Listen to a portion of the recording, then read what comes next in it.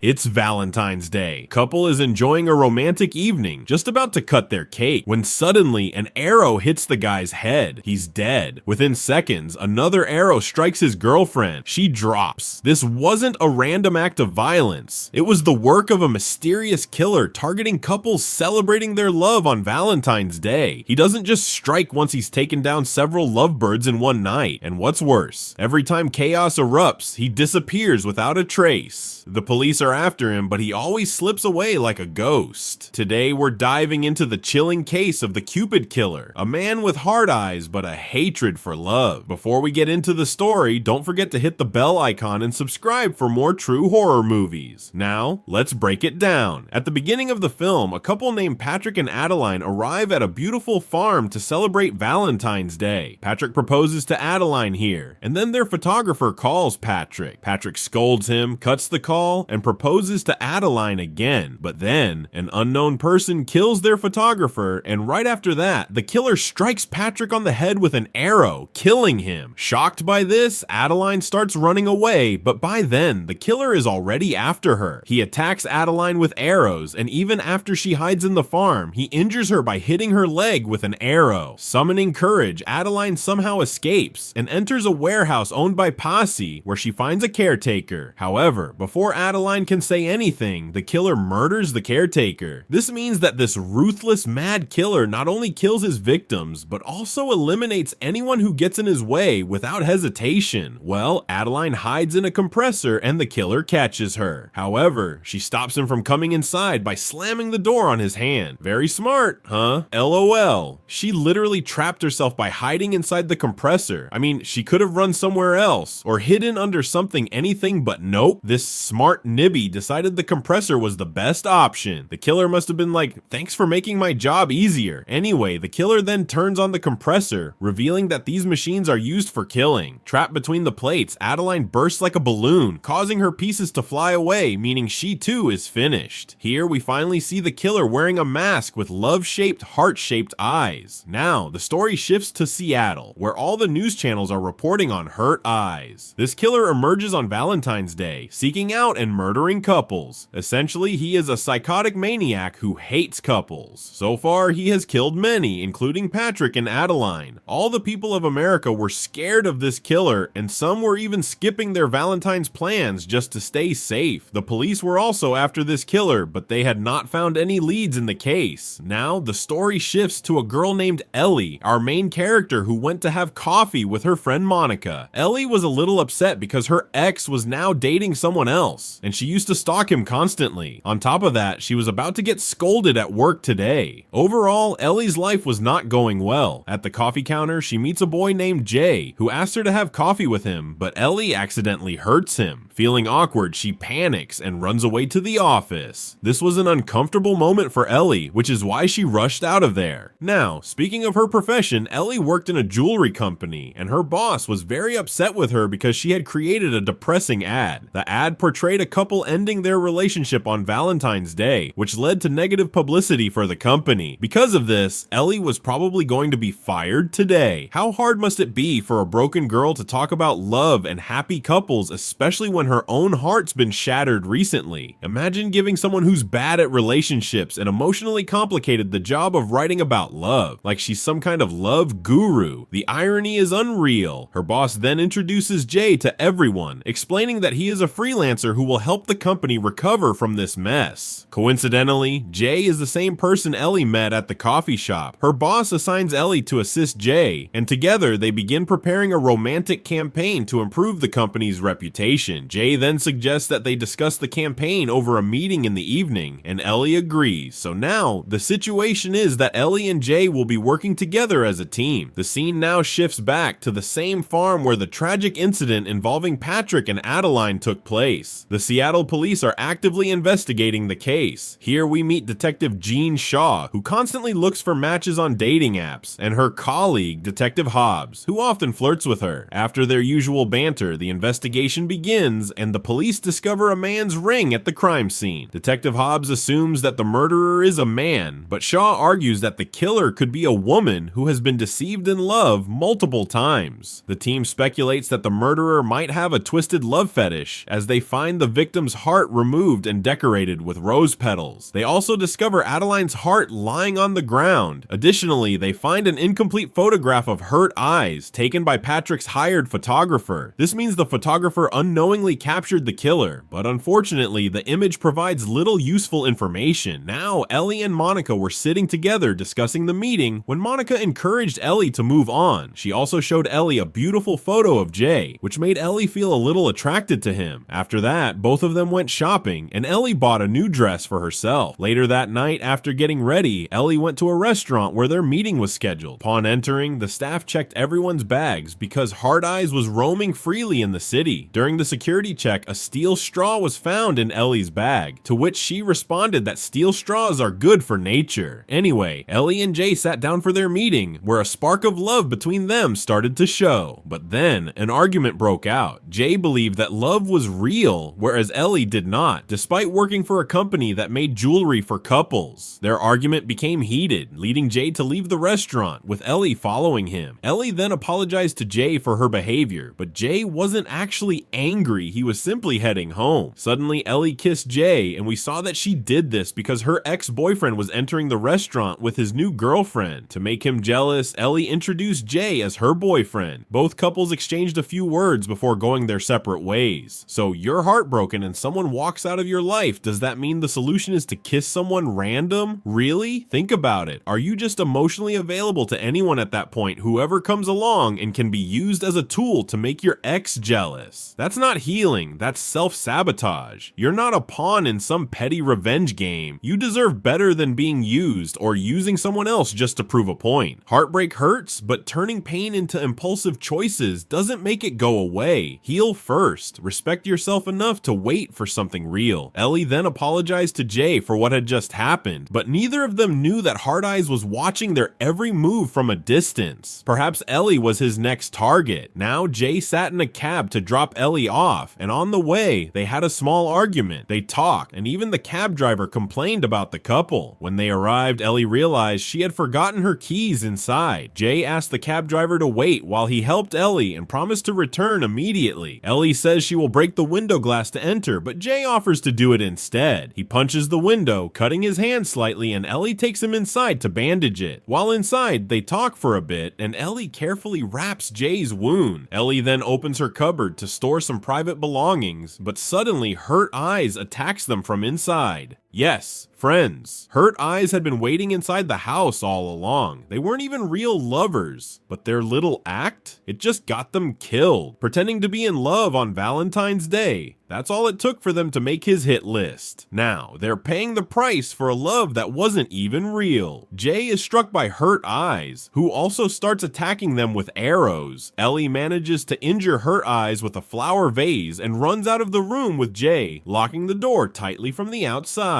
Both of them plan to escape by taking a cab, but before they can, Hurt Eyes kills the driver. Desperate, Ellie suddenly tries to reason with Hurt Eyes, telling him that she and Jay are not a couple. However, Hurt Eyes ignores her plea and aims a crossbow at both of them. They run frantically down the street and reach an abandoned area, but Hurt Eyes catches up. He grabs Ellie and starts strangling her, but Jay strikes him on the head with a rod from behind to save her. Furious, Hurt Eyes throws Jay away with such force that Jay is injured and falls unconscious. Ellie seizes the opportunity and escapes while Hurt Eyes chases her. She runs until she reaches an amusement park where Hurt Eyes attacks her while she's on a merry-go-round. He strikes with great force, but Ellie repeatedly dodges his attacks and, with a strong kick, knocks Hurt Eyes off the ride. Before anything else can happen, a police car arrives, forcing Hurt Eyes to vanish immediately. Ellie is shocked, wondering how he disappeared so quickly. The police take care of Ellie, and just then, a message comes through the walkie-talkie saying that the police have found Hurt Eyes. Ellie is puzzled if Hurt Eyes was just here. Then who did the police find? Now, the scene shifts back to the ruins, where the police have detained someone. Jay is found inside a police car, furious at Ely for leaving him unconscious and running away. Detective Shaw reveals that Jay was found unconscious at the park, wearing Hurt Eyes' mask and carrying his crossbow. Basically, all the weapons and gear associated with Hurt Hurt Eyes were found on Jay. Ellie tries to explain to the officers that this is impossible because Hurt Eyes was attacking both of them. However, the officers do not believe her and take both of them to the police station. Detective Shaw believes that Hurt Eyes is not working alone, and that if Jay is Hurt Eyes, then Ellie could be his partner. Now, the scene shifts to Jay's interrogation. The police show Jay the same male ring they found at the previous crime scene, but Jay denies any connection. He insists the ring is not his and that he was never married. Detective Hobbs, frustrated by Jay's responses, moves forward to hit him, but Detective Shaw stops him and orders him out of the room. Detective Shaw asks Jay if he cares for Ellie, to which he replies, "Yes, I do care for her." Meanwhile, at the reception desk, Ellie requests a female officer to find out what's happening with Jay. Just then, they notice a man who invites Ellie for coffee, but she politely declines. This man worked at the police station, possibly handling cable work. On the other hand, Detective Shaw questions Jay about whether he was in Boston and Philadelphia in February. Jay admits, "Yes, I was. I do freelancing, so I keep moving around." Hearing this, Shaw becomes even more suspicious and leaves Jay inside before stepping out to meet Ellie. Ellie starts feeling that Hurt Eyes has followed them to the police station. She grabs a flagpole, ready to confront him, but finds no one there. Just then, she is startled by the arrival of two officers. Detective Shaw questions Ellie, "If you two aren't a couple, why is Hurt Eyes after you?" Ellie admits that Hurt Eyes might have seen them kissing and misunderstood the situation. Shaw then asks, "Are you romantically attracted to Jay?" Ellie dismisses it as irrelevant, but suddenly the lights go out. Detective Shaw leaves to check the power. Ellie, already suspicious that Hurt Eyes is inside, warns the female officer to be careful. But before she can react, Hurt Eyes appears and kills her by striking her with the flagpole. We then see Hurt Eyes' glowing red eyes, likely an indication that he's wearing night vision goggles. He begins chasing Ellie, but she fights back by throwing a dustbin at him and running inside. Along the way, she encounters Detective Shaw, who tells her to run while he fires bullets at Hurt Eyes. Now, the scene shifts to Detective Hobbs, who is brutally killed by Hurt Eyes. Ellie rushes into the interrogation room, where Jay is still handcuffed trying to free himself. Suddenly, Hurt Eyes enters and attacks Jay with a machine, but Jay manages to dodge. Ellie then breaks the glass of the interrogation room and starts shooting, but none of her bullets hit Hurt Eyes. Fortunately, the gunfire scares him off, and he flees. Ellie and Jay quickly leave the police station, and Ellie tries to get help from a truck driver. However, she gets trapped inside the truck, but Jay arrives just in time to save her. As they escape, they get close and almost kiss when Hurt Eyes suddenly appears, forcing them to run again. While fleeing, they reach an open-air cinema where a fair is taking place. Hurt Eyes continues following them, killing anyone in his way. The two hide inside a truck where a couple is getting intimate behind them, but there was no time to think about that. They take a moment to catch their breath and talk. During their conversation, Ellie reveals that she has only ever seen good couples, including her parents. But Jay, on the other hand, grew up watching his parents fight constantly. Jay admits he had tried to find true love, but was always betrayed. Meanwhile, Ellie, who once doubted love, realizes that despite facing near-death experiences tonight, she is happy because Jay is with her. At this moment, both of them fall in love. Finally, the moment arrived that gave Hurt Eyes a real motive to target this newly in love couple. The twist? He doesn't even know they're new lovers. But honestly, it doesn't matter to him. Whether they've been together for 10 years or 10 minutes, love is love. And that's enough reason for him to kill. Nothing changes. He's still locked in on his mission. Eliminate anyone who dares to love on Valentine's Day. Just then, the couple behind them starts making so much noise that even Hurt Eyes gets distracted and kills them. Seeing this, chaos erupts in the fair. Hurt Eyes begins slaughtering people one by one, while Ellie and Jay run to save themselves. But then, Ellie decides to confront Hurt Eyes to protect the other couples. If you think about it, Ellie and Jay were the kind of couple Hurt Eyes was targeting. However, since Hurt Eyes was killing anyone in his path, Jay stands by Ellie's side. Both of them prepare to fight back, but before attacking, they think about grabbing a weapon. Ellie mentions that she has her steel straw, but Jay dismisses it, saying that's not a weapon. Jay and Ellie stand over the lifeless bodies of the couple that Hurt Eyes had killed. Without hesitation, they grab the same knives and chase after him. A brutal struggle ensues, but at the right moment, Ellie strikes Hurt Eyes on the head, momentarily dazing him. Seizing the opportunity, Jay drives his machine into Hurt Eyes' heart. Finally, the nightmare is over. The aftermath is gruesome, causing causing Ellie to vomit on Hurt Eyes. As they remove his mask, reality sinks in. They had taken down the infamous serial killer. Soon the police arrive and commend the couple for their bravery. With this, America was finally free from the terror of Hurt Eyes. Detective Shaw, now convinced that Jay was not the killer, offers to drop him home. However, Jay declines as he had a flight to catch that night. Before leaving, he gives Ellie his number, and she watches as he walks away. Ellie returns home, but the emptiness of Jay's absence lingers. Lost in thought, she receives a call from Monica, her free-spirited friend. Monica encourages Ellie to follow her heart and stop Jay before he leaves. Fueled by newfound determination, Ellie rushes to the airport hoping to find him, but Jay is nowhere to be seen. Instead, Ellie receives a call from an unknown number. As she answers, her heart pounds. On the other end is Hurt Eyes. A shocking realization hits her. He's still alive. The voice instructs her to come to St. Valentine's Church. Reluctantly, Ellie follows the instructions, stepping into the eerie, dimly lit church. Inside, she finds Jay bound and helpless. Behind him stands Hurt Eyes, masked as always. Then he removes his mask. Ellie gasps. The man before her is none other than David, the same man who had casually asked her for coffee at the police station. A bigger twist unfolds. If David is Hurt Eyes, then who was the man Ellie and Jay had just killed? The answer, his name was Eli David's accomplice. But the horror doesn't stop there. Ellie soon realizes that Hurt Eyes is not just one person, but an entire team. The real masterminds? David and, shockingly, Detective Shaw. For the past 10 years, this twisted pair had been hunting couples every Valentine's Day. Eli was merely their devoted follower, their expendable pawn. When one of them got caught, the other took his place, keeping the illusion alive. Suddenly, everything made sense. The Hurt Eyes that Ellie and Jay locked in the room was Eli, the one who killed the cab driver, David, and the murderer of Adeline in the first scene? None other than David himself. Ellie, still in shock, demands, "Why us? We weren't even a couple." David smirks. They had initially planned to target Ellie's ex-boyfriend and his new girlfriend, but when they saw Ellie and Jay kiss, they changed their plan.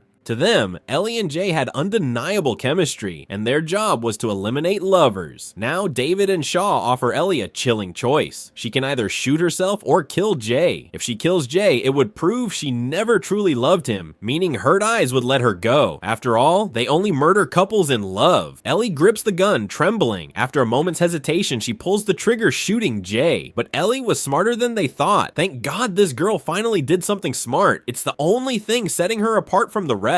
Because let's be real, up until now, she was acting like a total fool from the very beginning. With her medical knowledge, she intentionally shoots Jay in a non-lethal spot on his shoulder. However, the bullet unexpectedly goes through him and hits Shaw, causing her to collapse. Taking advantage of the chaos, Ellie and Jay make a run for it, but their escape is short-lived. This conclusion wraps up the slasher story with a mix of intense action, romance, and a playful twist at the end. Here's a refined version for better readability and impact. As the battle reaches its climax, Shaw lunges at Ellie, but Jay seizes the moment and thrusts David's own arrow into his face. Wounded and disoriented, David stumbles backward, crashing into a cluster of candles. Fueled by rage, Shaw mercilessly attacks Ellie, but Ellie isn't weak. She spots an opening and drives her steel straw straight through Shaw's jaw. In the end, carrying the steel straw proved useful after all. With one final push, Ellie sends Shaw crashing into a fallen statue, impaling her on its sword.